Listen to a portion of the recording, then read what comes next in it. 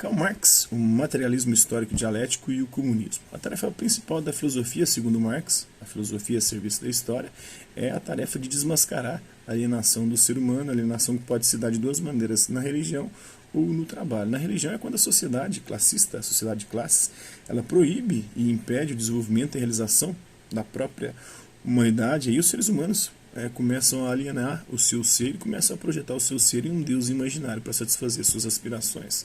E nesse sentido, por isso que o Marx diz que a religião é um ópio do povo, uma droga anestésica, que não deixa o povo perceber a sua própria nação, a sua própria exploração, dominação e usurpação. E antes de mais nada, também essa alienação se dá no mundo do trabalho, né? O trabalho passa a ser externo ao operário, não faz parte da sua própria vida, é externo, né? É apenas um meio para satisfazer necessidades estranhas, que é a necessidade do patrão e não a sua própria necessidade. E aí o operário torna-se tanto mais pobre quanto maior é a riqueza que ele produz. É uma versão mais antiga e mais inadequada do pensamento de Marx, que ele muda isso ao longo do seu próprio pensamento, ao longo da sua própria filosofia. É um jogo de soma zero, como se fosse o fato do patrão ganhar, o operário perder, mas não é isso que acontece. O próprio Marx vai dizer que o patrão ganha, o operário ganha também, mas o patrão sempre ganha muito mais nessa perspectiva, e não um jogo de soma zero, mas a riqueza produzida não é dividida de forma igualitária. Os salários aumentam, a riqueza do operário sobe de forma sensível, mas a do patrão sobe de forma exponencial. E o Thomas Piketty mostra que no século XX e XXI a ascensão do capitalismo, o desenvolvimento do capitalismo, nesses dois séculos aí, né, esses séculos que se inicia com o XXI, no século XX, houve uma concentração de renda.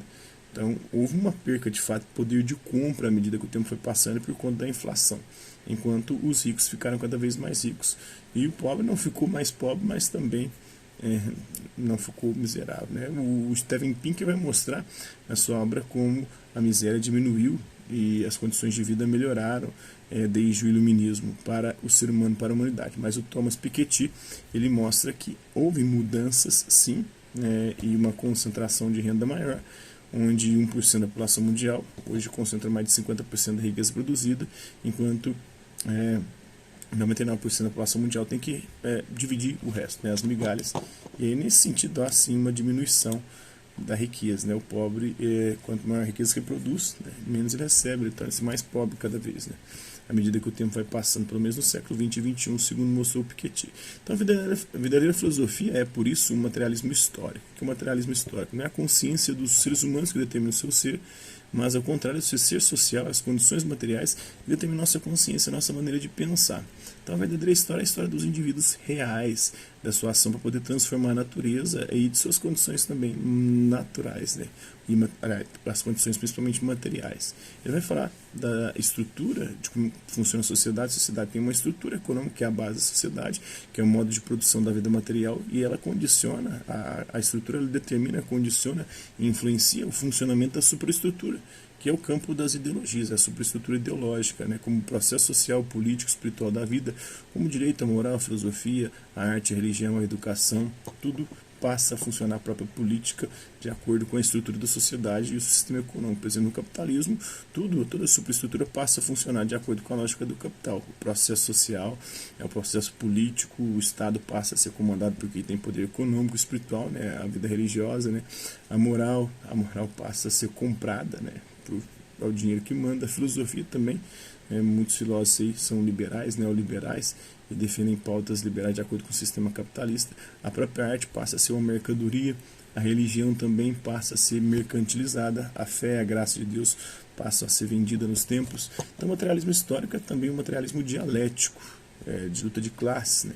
Todo momento histórico gera em seu ser contradição entre opressores e oprimidos, contradição em que o resultado inevitável é, pouco a pouco, a superação do estado de coisa existente.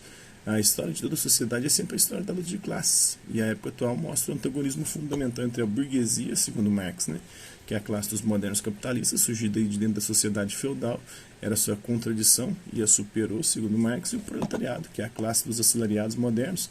Para viver, eles são reduzidos a vender a sua força de trabalho, mas destinam-se a substituir a burguesia no poder. É o que acreditava Marx, mas que nunca aconteceu. Onde aconteceu revoluções socialistas, não foi o proletariado quem empreendeu essas revoluções, ou pelo menos que manteve o poder depois delas ocorridas, né? Então, o capitalista investe esse dinheiro, o dinheiro pode ser o capital constante, capital variável, E com esse dinheiro ele produz a mercadoria, né, e faz a aquisição da mercadoria, essa mercadoria que depois vai ser comercializada como produto no mercado capitalista. E aí entre os meios produtivos, as matérias-primas, né, os meios de produção, matéria-prima e a força de trabalho, que é do operário, né? A força de trabalho do proletário é vendida ao capitalista em troca do salário, e ela é a única que contribui para reproduzir o capital, para produzir o que o Marx chama de mais-valia. Então, o valor de troca da mercadoria, da qual vem o proveito em dinheiro, né? Então, dinheiro investido, ele se transforma em mercadoria. Essa mercadoria ela é produzida ali com os meios de produção, com as matérias-primas e com a força de trabalho. Os meios produtivos e as matérias-primas têm um capital, um valor fixo ali de gastos, né? A força de trabalho é a única que pode receber menos e produzir mais, né? E produzindo mais, ela gera um plus, uma mais-valia. Essa mais-valia é apropriada pelo patrão, depois é reinvestida para que haja mais acumulação ainda de capital. De onde aí, né, a forma geral do processo de produção capitalista é essa, né? Portanto, a mais-valia, isso é a diferença entre o valor da troca da mercadoria e o salário pago pelo capitalista ao operário que participou do processo produtivo, mas ganhou menos do que aquilo que ele produziu. Então, se ele ganhou um salário mínimo, ele produziu muito mais que o salário mínimo para poder receber o salário mínimo. Uma parte dessa produção é usurpada, é surrupiada pelo patrão. Então, a mais-valia ela depois é reinvestida pelo capitalista para não sucumbir à concorrência, e assim se gera a tendência ao monopólio, a concentração de renda, a centralização dos meios de produção e da riqueza. Então vai crescendo a rebelião da classe operária, acreditava Marx, né, a consciência de classe, o que aumenta sempre mais, está unida e organizada no sentido da socialização do trabalho. Não foi o que aconteceu.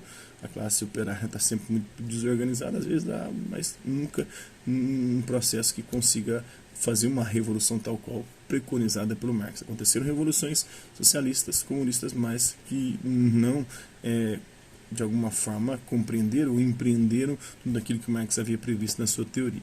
Disso tudo derivarão inevitavelmente a explosão da Revolução Operária, ele acreditava, né, depois de uma primeira fase da ditadura do proletariado, né, que vai ser a fase do socialismo, vem o advento do comunismo, uma sociedade sem propriedade privada dos meios de produção, lembrando que não é a abolição da propriedade privada de forma geral, é, portanto, sem classes, sem Estado também no comunismo. Na ditadura do proletariado, o Estado vai estar nas mãos do proletariado, na crença ou na filosofia, na teoria de Marx. Então, por hoje é só, galera. Hasta la vista, babies, e até a próxima.